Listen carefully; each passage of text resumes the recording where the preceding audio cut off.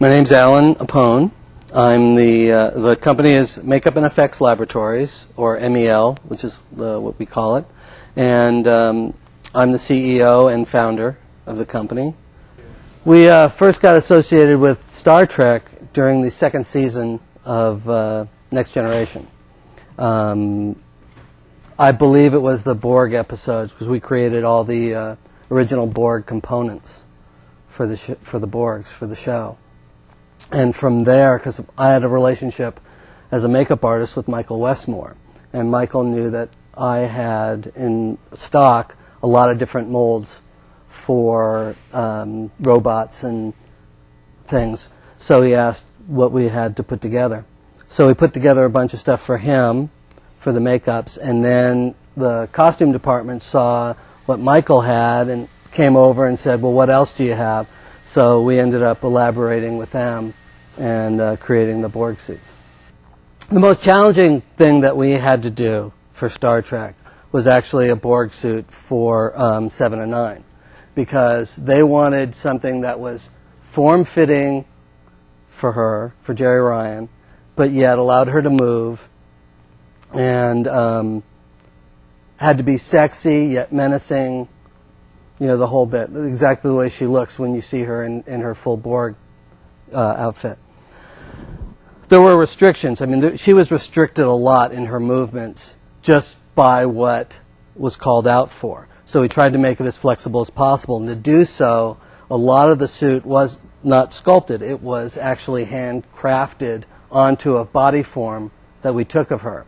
So we took a body form of her in the undersuit that she was going to wear and then handcrafted all the pieces to that suit.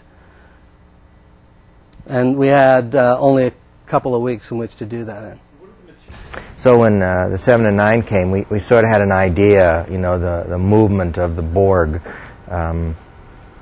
Except for in this case, they wanted somebody to be very very cute and attractive, and not the massive flat layering of the Borg. So our objective was to create a Borg, but not a Borg. I mean, a Borg, but a very beautiful Borg, and the Borgs are not cute.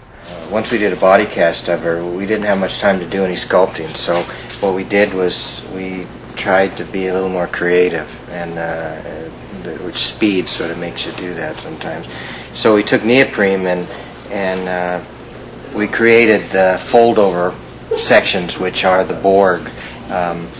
We still had to deal with the sections in between where typically it would be sculpted, and since we didn't have any time, what we did was we experimented with a lot of materials and ended up with the secret black silicone caulking.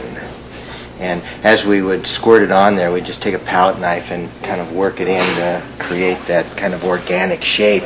And in that, it turned out perfect because we could add all our little, what we call in this industry, doodahs, which gives texture to the body. But it turned out really well. I mean, it fit her like a glove. It was amazing. In the breast area, it was really kind of tricky because they really wanted it to conform to her body, and yet when you stretch rubber across anything, it wants to pull across. So what we did was we took a vacuum form, created hot plastic, and put it around the form of her body so that we had an inside shape, and then we glued to that, so it was like push-pull of the rubber, and it turned out really well for doing something like that. And then we still had to run all our wires because we had the little LEDs to blink and do the stuff that Borgs do.